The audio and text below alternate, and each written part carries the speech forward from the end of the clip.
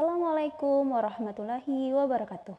Perkenalkan, saya Nilam Cindra Dewi, guru SMA IT Nurul Fikri Boarding School Bogor. SMA Nurul Fikri Boarding School Bogor menggunakan kurikulum Merdeka Belajar. Kami menekankan Merdeka Belajar dan penguatan profil pelajar Pancasila. Sebagai guru, saya mencoba memberikan pelayanan yang baik bagi peserta didik. Salah satu pelayanan tersebut adalah dengan memfasilitasi keunikan setiap peserta didik dalam pembelajaran. Ketika pembelajaran, tak jarang kita temui peserta didik kurang semangat ketika mengikuti pembelajaran. Bahkan ada yang tidak konsentrasi.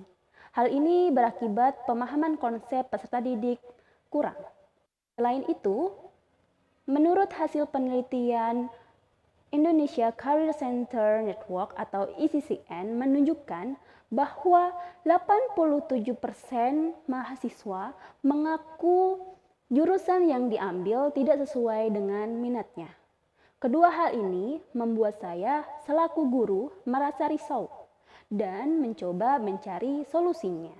Setelah mengikuti seminar dan sosialisasi oleh Mas Menteri Nadiem Makarim, saya menemukan solusi dari dua permasalahan tersebut, yakni mengimplementasikan pembelajaran berdiferensiasi.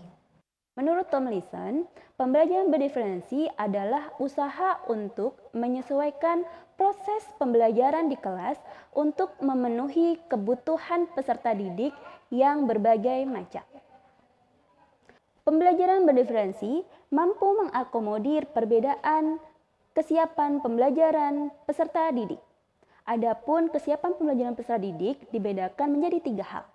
Yang pertama, menurut profil pelajar. Yang kedua, menurut kesiapan pelajar. Dan yang ketiga, berdasarkan minat belajarnya. Adapun cara guru merespon perbedaan proses belajar siswa, yakni melalui 3 strategi berdiferensiasi. Meliputi yang pertama, diferensiasi konten, yang kedua, diferensiasi proses, dan yang ketiga, diferensiasi produk.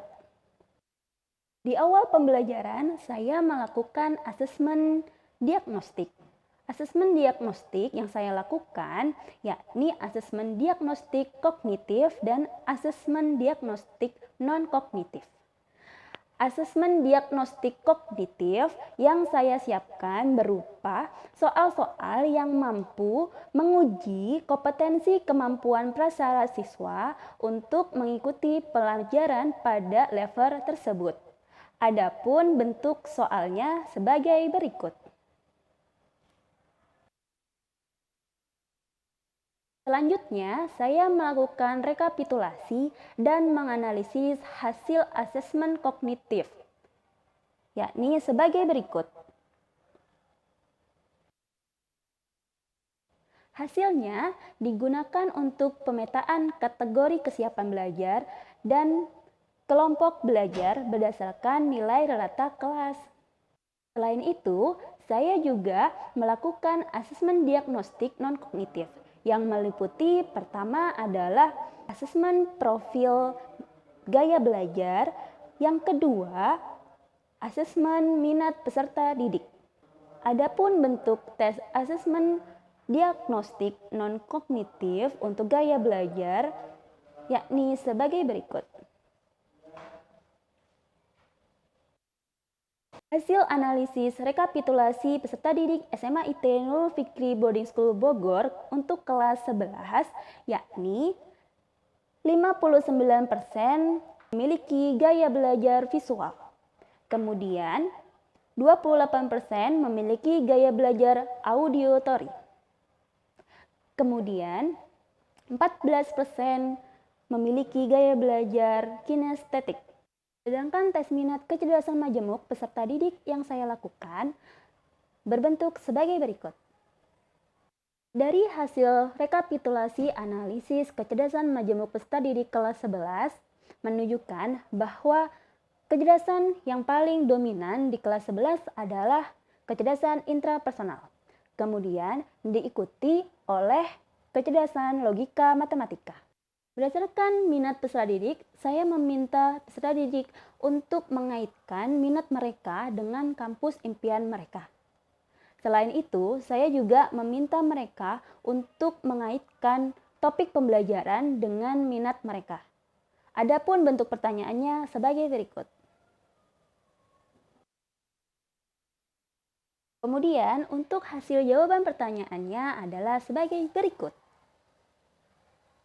Berdasarkan hasil asesmen diagnostik, selanjutnya saya menentukan tujuan pembelajaran yang sesuai dengan hasil asesmen diagnostik. Selanjutnya, saya menentukan strategi pembelajaran untuk memfasilitasi keunikan belajar peserta didik dan juga untuk memberikan pembelajaran yang bermakna untuk peserta didik. Adapun 3 strategi pembelajaran meliputi: pertama, saya melakukan diferensiasi konten pembelajaran. Berdasarkan hasil analisis gaya belajar, saya menyiapkan 3 jenis konten yang mana menyesuaikan gaya belajar, yakni rekaman suara atau video untuk gaya belajar auditory, PPT atau buku untuk gaya belajar visual, kemudian performance atau praktikum untuk gaya belajar kinestetik. Kedua, saya membuat diferensiasi proses pembelajaran dengan membuat kelompok belajar berdasarkan kesiapan dan jenis gaya belajar. Nah, hari ini kita akan mempelajari yang mana yang pertama tentang hukum Newton tentang gerak. Dan yang kedua, kalian nanti akan dibagi menjadi beberapa kelompok sesuai dengan gaya belajar kalian. Di sini ada kelompok audio, ada kelompok visual, kemudian kelompok kinestetik, kemudian kelompok visual. Nah, silahkan kalian tentukan ketua kelompoknya. Ketiga, saya melakukan diferensiasi produk pembelajaran berdasarkan minat dan jurusan kampus peserta didik yang ingin diambil ketika melanjutkan studi setelah SMA. Peserta didik membuat presentasi yang menggambarkan kaitan konsep materi yang dipelajari dengan profesi yang akan mereka ambil ketika selesai dari kampus impian mereka. Implementasi hukum Newton sesuai minat saya yaitu di hubungan internasional, di manajemen, dan sastra bahasa. Yang kedua, implementasi sesuai minat. Implementasi selanjutnya yaitu pada bidang kedokteran. Implementasi fisika pada dunia kedokteran berada di alat-alatnya. Contoh alat kedokteran yang berhubungan dengan fisika adalah alat ronsen, X-ray, dan USG. Ketika peserta didik mampu mencari informasi implementasi materi yang mereka pelajari dengan profesi mereka kelak, maka mereka akan merasa mantap dan semakin yakin dengan jurusan kampus yang akan mereka pilih ketika mereka melanjutkan studinya. Setelah saya mengimplementasikan pembelajaran berdiferensiasi, saya mengajak peserta didik untuk melakukan refleksi, yang mana hasilnya sebagai berikut. Dengan mempelajari diferensiasi, kita jadi tahu nih tipe pelajaran kita apa sih, apakah visual, audio, atau kinestetik. Jadi kita lebih bisa mendalami dan memenuhi kebutuhan yang seharusnya kita dapat. Dan menurut aku semoga kita semua yang sudah belajar hari ini kita bisa mengurangin kemungkinan kita akan salah jurusan. Jadi membuat kita itu makin yakin bahwa jurusan yang kita pilih di masa depan itu tepat dengan minat dan bakat kita. Alhamdulillah, berdasarkan hasil refleksi, dapat disimpulkan bahwa peserta didik ketika mengimplementasikan pembelajaran berdiferensiasi, mereka memiliki semangat belajar yang meningkat dan juga pemahaman konsepnya juga meningkat. Selain itu, pembelajaran berdiferensi dapat memberikan pembelajaran bermakna bagi peserta didik. Jika mereka mencoba menerapkan konsep yang mereka pelajari dengan profesi yang akan mereka pilih di masa depan. Hal itu akan membuat mereka semakin yakin untuk memilih jurusan kampus sesuai dengan minat mereka. Sekian sharing pembelajaran berdiferensi dari saya. Semoga bermanfaat dan menginspirasi. Assalamualaikum warahmatullahi wabarakatuh.